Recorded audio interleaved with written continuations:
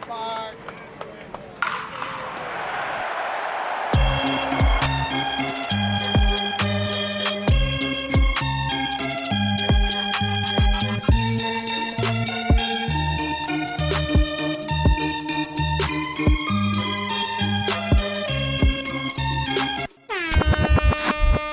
Welcome back, guys, to episode 7 of the Bronx or Nothing podcast. We are back. The Yankees just split against the Minnesota Twins, a 4-game series. Kind of different vibe. We Mixed didn't win the emotions. series. Yeah, won the last two. The first two, a heartbreaker, and then one that just flat out was over in the first inning. Let's talk about both. Some unsung heroes. Well, one unsung hero from the Yankees on Saturday. We'll talk about him. And our ace shoved on Sunday. Kev, how you feeling? I'm feeling much better. If we would have recorded this the same night of a few games, would have been much more pissed. But, I mean, we kind of talked about it separately. We're saying, hey, this is a 4-game series. We can tie this thing. So, got call on Sunday, just like you said. And it ended up a lot better. Thank God. Game one. We're not going to talk too much about game one. That feels like kind of a long time ago. I feel like the series went by pretty quickly, in my opinion, at least. This is a 4-game series, usually a little bit longer. But trust me, I want to forget what happened on Thursday, but I can't. I was at the stadium. Johnny Brito. Oh, really? Joe Ryan. Were you? How many people were dressed as burritos? Just one guy? Listen, shout out to my man, Joe. Listen, I know he got a lot of hate from Twitter. He was on MLB Unfortunate. Sad to see. By the way, great guy, great kid, all that, man. Just a big Yankee fan, just like all of us. And he got some hate on Twitter. But, he took it all. He took it like a champ. He took it like a champ, It happens. It happens, it happens to the best of us. I'm sure if it was you guys that had the costume on, you guys want to make fun of him, but it was you, you'd be pretty upset people were making fun of you. So I just think twice.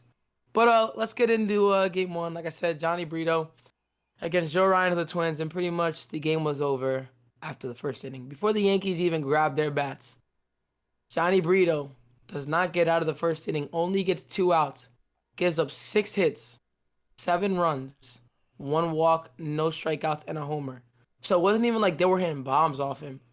They were just getting hits. They were just, hitting the hell out of the ball. Brewer came in. He pitched 3 innings in the third. He gave up 5 hits. Right off the rip, too. 1 walk. Yeah, I mean, this was. He gave up 3 homers. How deflating was the stadium? That's hard to give up a 9 spot. No, I don't even want to talk about it, but that was such a deflating game. I know. A 9 spot in the first. I mean, don't even feel like that. But now, also, looking back I just want to say Vasquez, right? I mean, he was a free agent. Couldn't we sign him as a third catcher? I don't care. That guy, it seems to everywhere he goes, bro. He's one of those guys. Him and Correa, man. It's like, and they're both on the one team now, so it's like. Yeah, I know the team that we own. Actually, we've owned for a long time. No, we can say we own the Twins. Like weird. It's all right. Yeah, listen.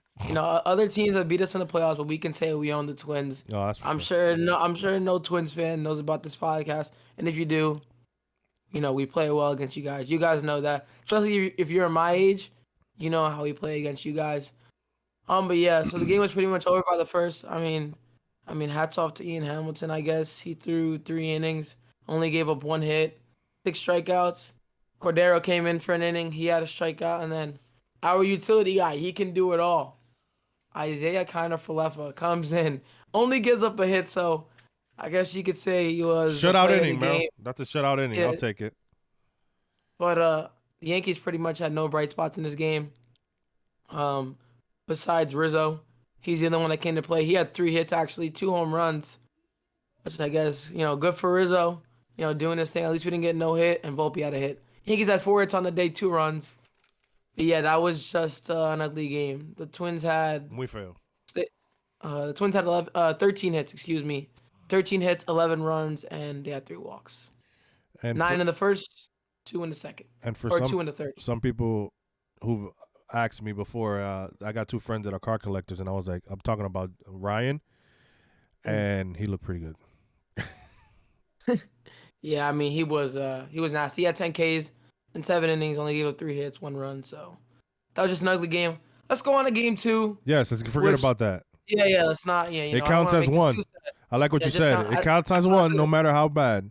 So Counts as one, and I did say after that that one shortstop of the New York Yankees was gonna homer, and he did just that in the first inning. yep, Uh, in Game 2 of the series, Anthony Volpe leads off and hits a solo home shot. run, Yes, and sir. then Judge goes back to back, belly to belly, Back to and then back. the vibes are good. The vibes are good. You're like, oh, the Yankees are gonna start killing it. I'll be honest, half the people in the stadium weren't Revenge. even watching. They weren't even watching the Judge at bat. They were Hmm. still so excited about Volpe. You hear the crack, you're like, I know who hit that because it just sounds different off Aaron Judge's bat. Yes, it does. Yankees take a 2-0 lead. And then it was pretty much a pitchers duel from there on out. It was Cortez against Varlin. Varlin pitched against the Yankees last year. I'm sure if you guys remember. I think that was the game the Yankees won in like 14 innings or 13 innings. That was a pretty crazy game. He pitched against the Yankees last year pretty well. I think it was his major league debut at Yankee Stadium. The Yankees were up 2-0 going into the sixth. And then a familiar face that Yankee fans continue to boo. I get why you guys boo, but you guys gotta stop poking the bear. I'm not gonna tell you what fan you could be, but this guy loves it. That's why I don't boo these guys. Altuve, Correa, and Springer, all those former Astros. Well, Altuve's still on the team, obviously, but Springer and Correa love when you guys boo them. So Correa, gives us a taste of our own medicine. You know how a lot of fans are like, "Oh, Correa or other teams, you know, can use short porch." Yes, they can, and he porched us. And the Yankees were still 2-1, but that kind of it's a one-run game there. It's tight. Anybody could tie it up. Yeah, it's tight, and Nestor was pitching pretty well. You don't want to give him an L, especially after last night's game. You want to win. You want to win the series. Because Pablo Lopez is going on Sunday, and then you have Herman going on Saturday. So you're like, man, this is Let's a get this crucial one. game. We need to get this one. Uh, so then Stanton in the sixth hits a laser shot. Yankees take a 3-1 lead. I'm like, okay, we gave them an extra run. We Yankees are take it up right back. 3-1. Yep. Hopefully we can the bullpen can shut it down. I think everybody was pretty much available. Well, besides Hamilton and then Brewer were sent down for Weissert. Well, Brewer So was designated for assignment, yeah, designated but for then assignment. Excuse yeah. me. But And I was gonna say by not having to use our high leverage guys, our bullpen is still rested. Nestor's given us 7 innings so far because you're going into after that homer in the sixth. Nestor gave us 7. So we the gave us Yankees, 7. yeah, Garlic homered in the seventh though, which made it 3-2. So that's like, yeah, damn. That was I know. again a close baseball game. You kind of want to give Nestor some breathing room. You don't want it to be like, hey, listen, you get up a hit, homer, tie game like that. And he left the game with the lead, so that's good to see. And then a head scratching move that a lot of Yankee fans were not too happy about. At the moment, I don't really know how I felt. I was kind of like, I try to just trying to be optimistic about the move, but we know how it is, guys, with closers. They're creatures of habit. So you have Clay Helms come in to face 9-1-2. The eighth. Yep, in the eighth. Taylor, Buxton, and I believe it was Correa, 9-1-2, and he gets with the lead. He a little bloop, like I think he like broke his bat, just got over Rizzo's glove. And you're like, oh my god, here we go. Then he loses the zone with Buxton, walks him, and then Correa with just a good piece of hitting, he punched it down the right field line, and the whole crowd thought it was gonna be a foul ball.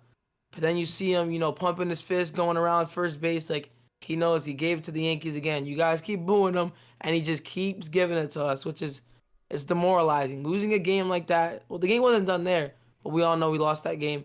It's demoralizing. That guy does it to us again against Clay Holmes, who hasn't been the same. I'm sure a ton of you have seen it on Twitter. Since that, or after the All-Star break, since the bulb against the Reds, he just hasn't been the same last year. So that's, you worry a little bit about that. But yeah, Correa gives him a double. Well, my thing also was, I mean, after you seeing Clay, I get and what we're going to talk about this right now anyway, I get the strategy. You want your best pitcher against the best part of their lineup if it's in the 8th inning. But where do you draw the line? If it's in the 7th inning, you're going to go there. Another thing is, do you really believe Clay Holmes is your best arm right now over Marinaccio and over Wandy Peralta? I mean, a lot of guys would argue that fact as well, even though one of our guys, Ryan Garcia, who's a friend of ours, he said that Marinaccio has walked 17% of righties this year. But it's like, again, who right now, and after that, especially after that ninth inning sweat nail biter of a save that he did in Cleveland, you're going to bring him out against Correa, who's red hot against us literally the day before and the current game, 1 and 2. You're talking about righties. I love when they talk about the righty-righty matchup and the lefty-lefty, but then you brought in Clay Holmes against Cleveland when 3 out of the 5 were lefties. So where do we draw the line? I mean, if you're talking about your best arm, it is not Clay Holmes at this moment in the bullpen. It's just not. So I still feel that he should have went Wandy there. Or if you didn't want to maybe have Wandy have to pitch to 3 guys, you normally take guys out with two outs anyway. Why not take out Nestor with 6 innings and 2/3, put in Wandy. Wandy gets that out. Now, if Wandy gets in trouble after that first at bat or second at bat, then you bring in your closer at that point, and he can come and close for 4 outs or something like that. That's normally what you see, right? You normally see a closer come in and maybe shut out 4 outs, get 4 outs, maybe 5. That's stretching it, but yeah, not this early in the season. I don't think especially the Yankees. Exactly. I doubt they go 4 or 5 outs. But now, Kevin, you brought up a good point. I mean, we know during the season some closers, struggle or whatever. Anybody in the bullpen can struggle, obviously. You kind of got to go with the guy you trust. And at that moment, it's just not Clay Holmes. It's not. It was not Clay Holmes. And listen, I get it was righty heavy. Like we said, it could have gone to Marinaccio. He's been great. But yeah, I just think in that spot right there, just the way Clay Holmes looked in Cleveland, and I remember, I think Aaron Boone said, it wasn't after this game, but I forget what he said after this game, actually, but I think it was after the Reds game where he said that, we want to go back to Clay Holmes. Like, they went back to him, like, the next night, and he still struggled. Like, that kind of, like, that quote kind of worries me. Like, so the guy struggles, you want to, like, get him back out there? No, maybe give him a day, to work on mechanics, things like that. You don't have to, force him in there. Don't worry about feelings. It's about winning baseball games. Exactly. Or not even that. Have Ron pitch you the 8th, and have him go the 9th against the lower part of the lineup and get his confidence back after that rough outing. That helps too, no matter how you slice it. So I just didn't feel after, especially what you saw from him the night before, let me give this ball again to this guy. He almost blew the save in Cleveland. So it's like, I hate, because at the end of the day, players have to execute as well. But the decisions have to change. I mean, and the funny thing is in the press conference, they asked Clay, did you know? They talked about it. So this was planned out. And this is what I mean about having a feel for the game. When is that going to come back? Are we literally going to a notebook and this is what's going to happen regardless? If that is the case, then why not have a computer telling players what to do? Why even have a freaking manager? I mean, we got to have a feel for the game. I'm really now reliving this. I'm really pissed because that loss really. Remember, we were going back and forth in our text chain, and it was like, "What's going on?" I mean, listen, I get the strategy, I truly do, but at this moment in time, it's just your best arm is not Clay Holmes. And listen, one other thing, or a couple of things I want to mention. One, the fans were also upset. There was a fan next to me, sitting in the row in front of me, and he was clapping when Correa hit the double. He's like, analytics. And another point that I was thinking about, and this may be a stretch, right? This could be a stretch. Nestor came out the game with 93 pitches. I know he had the injury. I'm not saying, you let Nestor get Taylor, get Buxton, get Correa, but he only had 93 pitches. He pitched 7 innings, gave up 5 hits, 2 runs, no walks with 7 strikeouts. Could you possibly maybe let Nestor get 1 or 2 more? That could have been a possibility. I'm not saying the Yankees would do that. They should have done that. I think the move should have been Marinaccio probably, but that's an option that the Yankees, they could have had in the 8th. But they go to Clay Holmes and he blows the game, and then the Yankees kind of get a chance in the 9th. Franchi off Duran, which the Twins closer is nasty. He's another one. Him and Clase are averages the top at 102. 102. I mean, he's gross. He has some of that stuff. Franchi, the Dominican Matt Carpenter starts off with a single. And, the stadium's kind of dead at that point because, like, man, we're the Yankees. Everybody's like, come on, it's the Twins. You hear people, like, yelling that in the stands. It's the Twins. We should be beating this team. Franchi started off with a single, ropes, and I think he hit it that hard that, they were played back. They were going to make sure that if anything over their heads was going to be gone. The right fielder. He smokes a single. They cut it off. and then Waldo hits into a double play, and it's like even more demoralizing because it's right up the middle.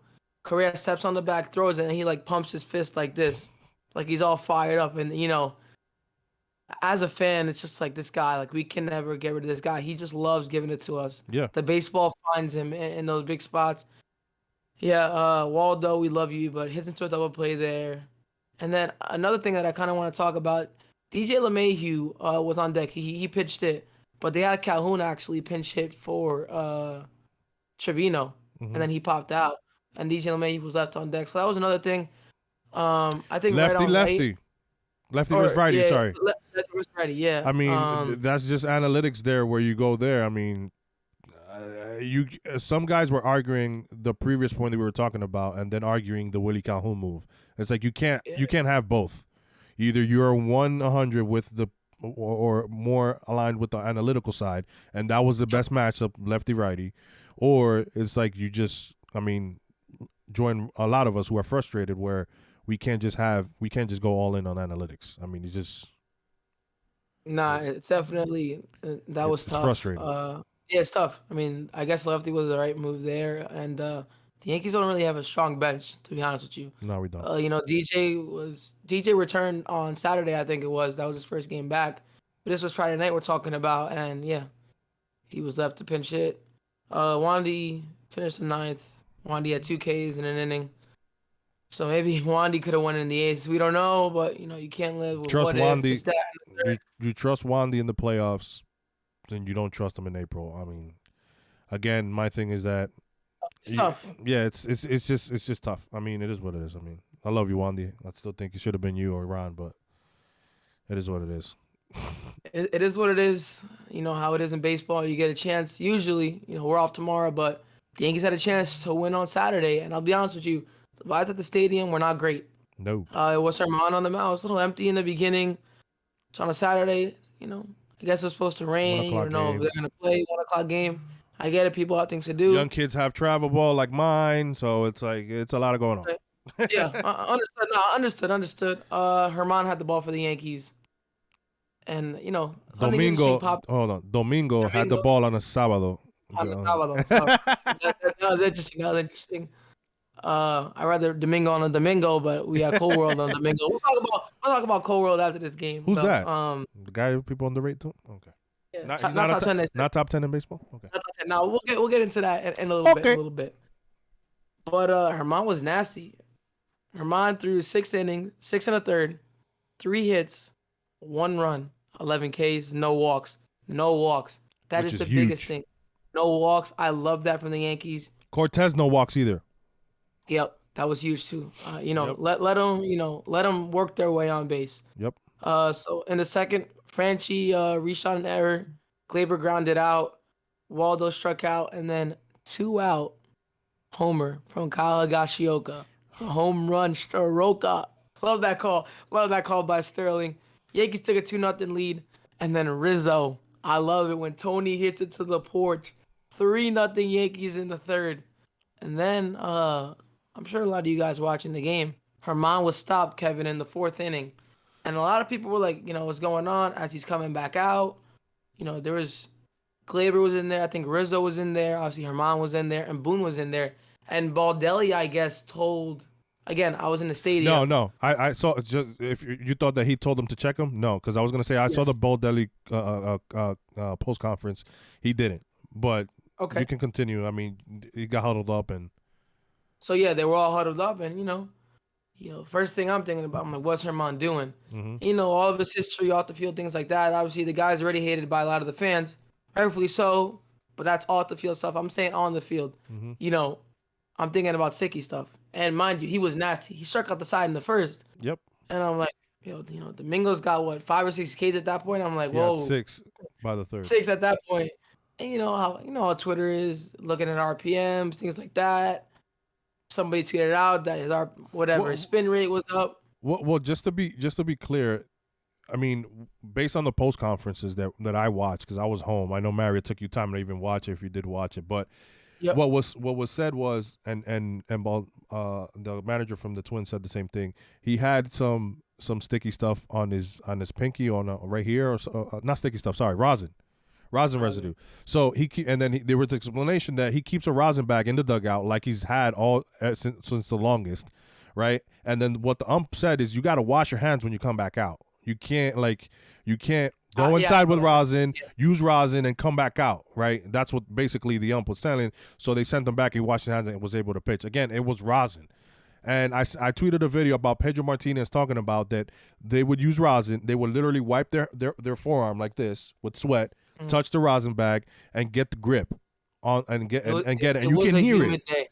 Yeah, and you can hear it. You can hear it in his fingertips when he's with the rosin. And again, if it's rosin, guys. I mean, if it was anything else, I'm pretty sure he would have gone thrown out. And we're not accepting that either. We didn't want that. And just to let you know, after that, he still struck out 5. He didn't walk anybody, and still finished with 3 1/3. So what was it, rosin?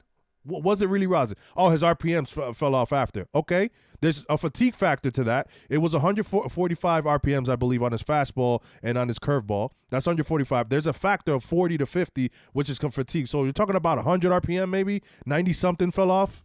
Come on, bro. Yeah, listen, I know we were texting back and forth because again, I'm at the stadium sometimes, and I have a charger with me. My phone might be dying, things like that. I'll watch on the train or the bus back, or if I'm driving, whatever it is. And yeah, I heard a little bit, and a lot of the Twins fans were salty as that in the third, but I mean, they checked them, guys. It's not like everybody's saying, oh, the Yankees get whatever they want. It always goes Yankee fans' way. Yeah, what happened in Cleveland? What happened in Cleveland? So why are you guys just trying to make things up just to hate on the Yankees even more? The guy had nothing. It was rosin. It was rosin. That's your own. The Twins manager said that. The Twins manager, Baldelli, said that after the game. It was rosin. So let's just chill out with everybody saying it's sticky stuff. Again, it was also a hot day at the stadium. It was supposed to rain. It didn't. It was humid. He was touching his arms. They checked him. Nothing there. Rosin. Okay. I think we're done with that. Yep. I know you're fired still up about shoves that after. too. No, still shoves after. By the way, in the fourth, after they checked him, he had 2 strikeouts that inning. So let's calm down a little bit. Yeah. In the fifth, Volpe walks, steals second. I love that about his game. He gets on and he gets in these pitchers' heads. Yep. Automatically, they're always thinking about him going. He might have been checked on. I mean, I think he got on a lot this weekend. I think he went. It might have been 1 for 2 yesterday with 2 walks. Man, I'll take that. I'll take that. Yeah, I'll take the walks, and he got a base hit. Went 1 for 2. I think his at-bats are getting better. Which is great because remember in spring training, I was telling you he likes to switch a lot. He likes to swing a lot on the first or second pitch. So it was worrying me that he wasn't gonna start walking, and he's been pretty solid. Nah, he did it today off Pablo, which I like that approach. But not getting back to yesterday's game 3. So yeah, Volpe steals after he walks, and then DJ LeMahieu with an RBI single. Yankees take a 3-0 lead, and Herman's line came to the end. He was taken out of the game. He got a strikeout of Buxton in the 7th, and then Larnick, I think it was the left fielder for the Twins, he hits a double. They take him out of the game. Right, King was ready. I think they had him ready in the 6th. Then they sat him back down, which again, I'm sure a lot of people talk about this. That's worrisome. Yeah, I don't like when you do that. Get a guy, throw 20, 25 pitches in the bullpen or 15, whatever it was, and he sits back down. Then he gets warm again. I don't like that. But I get it. Herman was dealing. You take him out after the double. Then Miranda hits a double. And when King comes in and it's 4-1, you're like, you worry a little bit. It's only 4-1. They hit, and then Solano hits a single. I'm like, oh my God, King's got to figure it out. But Max Kepler hits into a double play, and the Yankees get out of the inning and still lead 4-1. So you kind of breathe a sigh of relief. In the stadium, everybody was, a little bit calmer. I was hoping we'd get 1 or 2 more runs, kind of break the game open. But that was good. Getting that double play for King was huge. The run was charged to Herman, obviously, because he gave up the double. So Larnick was the one that scored. So that run was charged to him. In the 7th, the Yankees get 2 runs back. So DJ LeMahieu hit by pitch, Aaron Judge walk, then Rizzo flied out. So that was 1 out. And then Giancarlo Stanton, we'll talk about this, hits a double. No, he hits a home run for the first 3 seconds. Michael K called it as well. Michael K says, "See ya, long." Oh no. Nah, it was. Listen, a lot of people in the stadium thought it was a no doubt. The way Stanton, I was like, Stanton, no way. And I see the ball coming, I'm like, that might stay in. and then it stays in. You see him But hustling. our roof was open, so Oh, let's not talk about the roof. Let's not talk about the roof. Let's not talk about the roof. You're listen. gonna trigger The some breeze kept Astros that in. fans. The breeze kept Yeah. that in. Yeah, you know, half this fan or most of this fan base hates Aaron Boone, so you're gonna get them. You're gonna get them fired up. You know, let's not talk about the roof from last year. All right, but shout out to JC. I saw this picture on his Twitter. Oh yeah. Uh, it was when Stan got the second, and it looks like he pulled his hammy because he was hustling a second because Correa got the ball and he still wasn't at second. If they would have said 2-2-2 to Correa, maybe he had to play at second. He didn't. Stan gets there and he gets a pinch runner for him. So you're like, oh, maybe just get him off his legs or whatever. Then we find out on Sunday it's an injury. It's a grade 2 hamstring. He's supposed to be out 4 to 6 weeks. Tough blow for the Yankees. Yeah. Tough blow for the Yankees, obviously. Freaking I've been dying sucks, for bro. him to have, I've been dying for him to have, a season where he plays 140 games, 145 games, but I guess it's just not meant to be this season. He's getting older. A lot of Yankee fans saying he's made out of glass, this, that, and the third. Just get healthy, as soon as you can, I bro. know. We get DJ today, and then we lose Giancarlo, and it's tough. And, And just like Yep. you, I wanted to have him 100 because I really think that him and Judge having 40 plus home runs will be awesome in a year. Yep. Maybe even 50. Who knows? But yeah, 4 to 6 weeks. Let's just hope it's closer to 4. He looked fine. Even in the dugout and everything, he was high five and everything. I didn't think it was nothing crazy. I just thought it was a strategy move there. But we find out today what it was, and it sucks. It's heartbreaking. Plus, with everybody, the list that we have. Definitely. Yeah, Yeah, you can tell in our voices. It sucks. Yeah, it was pretty demoralizing.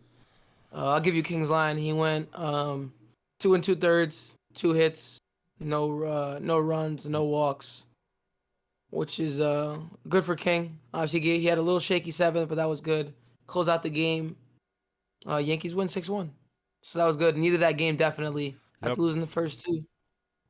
And then after that, started getting cold in the Bronx. It's a cold world. As soon as that game was over, it was cold. Yeah, it was cold. The cold train stopped on 161 today. Yes, sir. And he shoved for the I don't Yankees. think he stopped. I think he ran right through. Nah, he ran right through that lineup. And I saw that lineup, and to be honest with you, hats off to the Twins. They do have a good lineup. Yeah, they do. They're missing, the best outfielder in baseball, Joey Gallo. Which I still think it's he didn't want to play. I don't know. Yeah, we'll see him next week. Yankees go to Let's see. Minnesota next week, so we'll see him next week. I'm sure you guys already know what Garrett Cole did. His line, 9 innings, complete game shutout, 109 pitches, 2 hits, no runs, 1 walk, 10 Ks for the ace of the New York Yankees, Kevin. 10. And yeah, that was all the pitching we needed. 9 innings. Was it? It was cold to Not cold to cold to cold. Nah, he killed it, man. He killed it. I was so happy for him, especially after his first 3 years of the Yankee 2020 shortened season, 2021, the way it ended. Bad taste in our mouth. 2022, it was a bad taste in our mouth because he pitched Game 3, and that was kind of like pretty much the end of the series. Yankees went on to lose Game 4. They got swept, but yeah, he was great in the playoffs, and a lot of Yankee fans were like, maybe this guy is worth the money, and then he comes this year to talk about, he's not top 10. You Yankee fans are overpaying him, that and the third. Are you guys sure about that now? I see people saying he's the best pitcher in baseball right now. Again, it's only April. He will have a couple bad starts. Every pitcher does in baseball. Yep. But the one thing about him is that I love, he takes the ball every 5 days, guys. I love that about this guy. And he's zoned in always. He gives Yep, 110. You can tell 110%. He loves being a Yankee, and I know. And I love that about him. Yep. Yep. He loves being a Yankee, and we'll talk about the offense right now. All the offense they needed was from a machine, a robot. the robot DJ Le Machine in the 3rd inning. Aaron Judge walk. Rizzo hit by a pitch. They reviewed it. You can't overturn that call. It was pretty close. I think it hit him. And then with 2 outs, DJ LeMahieu, they had it running. I guess they had like a read on Pablo Lopez. And by the way, he was good today. Garrett Cole was just great. He was phenomenal. DJ LeMahieu, 2-out RBI, hit and run, beautiful. Yankees take a 1-0 lead. Then a Porsche job in the 6th inning, 2-0. And Yankees win 2-0. Another thing I want to talk about was We can porch labor too, left. Correa. Yeah. No, definitely. DJ Porsche job, and Rizzo in Game 3. Hicks went 0 for 3 with 3 Ks, and How loud the were those boos. boos? Listen, they were loud when we went against Philly. Like, they were loud because he was grounding out then. But I mean, he's barely playing now, and it's not even me trying to beat the dead horse or whatever. But like, I wish they just didn't play him because I just feel like it kills his confidence even more. I don't know if that sounds crazy, Kev. Correct me if I'm wrong, but it's like he just I every felt time he plays, he keeps striking out, Kev. It's just like and then what those 3 drop. I mean, he didn't make one of those plays in the first inning in Cleveland too. So it's like we're still able to get the win there. But I mean, my thing is, as I said before, when you speak that way about the Yankees and about your situation in the media, I'm not for that, especially when the case of how you are playing. You are not playing well. Andujar as well was a different situation. He felt some way going up and down, and a lot of fans feel a certain way with Andujar. A lot of people feel against it, whatever. That was a slightly similar, a different situation. Joey Gallo started talking as soon as he left, right? Or right before he left. So that adds fuel to the fire. My man, you are not, you're not contributing right now. Unfortunately. I'm not the type of fan who likes to boo our players either. I'm kind of like you. I get it. I get angry because I feel that, because I feel that the manager just puts guys in positions where they're just not successful. So I get more angry on that end. But as well, it just gets to a point where, well, now you're playing. Now you're not giving me effort as well as it happened before with him. It feels like he's not giving you 110% out there. And now you're talking to the media. And then now, at this point, I'm sorry, buddy. If you feel that way, you don't have a role. Well, you see how you're playing. You watch the tablet a bunch of times. You watch the post game. So you know how you're playing. You're not contributing. I'm sorry. So the fans are gonna feel not gonna feel a certain type of way, and you have no right to tell fans how to feel when they pay money to go out there. Attacking people's families, calling people's family names or whatever. That's totally different. Right, we're talking about booing you on the field because of your performance, right? So everybody. We get yearly reviews on our jobs. We get told we're not doing something right. So that's what you hear in your end, and it is. And I get some people that are like, why do you feel bad for him or whatever? Because he's getting paid all this money. Yeah, he is getting paid millions of dollars. Maybe I don't feel bad, but I don't feel bad. I know you don't. No, I know you don't. I'll take those boos all day with the amount of money he's making. Tell me, I won't go to a restaurant anymore in New York if I'm getting paid $10 million and I'm getting booed every year. I'm pretty sure 2 years from now, everybody forget about me and I'm back. So it doesn't matter. So I'll take that. Why don't you take a bunch of 50,000 boos once a week for $10 million a year? Yeah, I'll take it. Listen, he plays, I would say, about average, maybe like 2 games a week now. At this point, he's pinch runner. I guess it's kind of tough for him to get into a rhythm. I saw 1 or 2 fans saying that. And listen, I try to give the guy the benefit of the doubt, but it's just. That's what we said about Miggy. You bring up Miggy for a doubleheader. He goes 2 for 3 or 1 for 3 with a double, and then you send him back down. Then you call him again another day. He gets a sac fly. You send him down. So it's like, so he felt the type of way. But this is a situation. Here you were played consistently after Joey Gallo left. You didn't contribute. Then you were spotted. You didn't contribute. Then you lost your job in left field, and you started talking to the media. And then when you get put in, you're not contributing. So I'm sorry. Yeah, I know you don't feel bad for the guy. Wanted to mention also Glaber not going through a slide. He's cooling off a little bit. He left 3 on base, and Calhoun left 3 on base today. But yeah, that's pretty much it. Got through the series, Kev. Got the Angels coming up next. For 3 at the stadium. Ohtani will not be on the mound in any of those games. We got Clark Schmidt going on Tuesday. I know how excited you are about that. Hopefully, we'll get 5 innings, 2 runs from Clark. I'll take that. Yeah, we got Clark. We have Nestor going in the 3rd game, right, against Patrick Sandoval. That's going to be the best matchup of the series. 2nd game is Brito. Brito. Let's look for a bounce back. Need a bounce back. Hey, Ohtani's a lefty. Maybe Brito will do good against Ohtani. I'll get his confidence up. Yeah, I'll be honest. I'm a little bit worried about Clark against Ohtani. That is. I don't even want to think about it. Okay. I'm enjoying my. Let's just enjoy. Let's enjoy this Cole ride right now, right? 28 innings, by the way, by Cole, 4-0. .85 ERA. No, Should be 95. should 95. 95. Should be zero. Should be zero. Should be zero. Be zero. Laza and Glaber, we love you. We love you, but you know what I'm saying? Yeah, we I get wish Peraza the back, ERA by the way. we also get Peraza back. I expect him to play Tuesday. I mean, hopefully. Yes. He's gonna get sent down on Wednesday because everybody's favorite Josh Donaldson is getting a rehab game in Somerset. And then he You want to go to that? You when is that? Nah, Tuesday. Oh, that's why. Yankees will be in the stadium. If it was Monday, I'm pretty sure you would have been there. you best believe I'd be there. I'd be sitting front row. I'll be like, yo, JD, man, come on. I got your jersey, sign it. You know what I'm saying? But we'll talk about the next series on episode 8. Kevin, got anything else to say? Let's go Yanks. Now let's go Yanks. Thank you guys for watching. Like, subscribe, drop us some feedback. We appreciate you guys, coming up to the stadium, interacting with us, saying what's up. We love all that stuff. And yeah, just thank you guys for watching. Thank you guys. Episode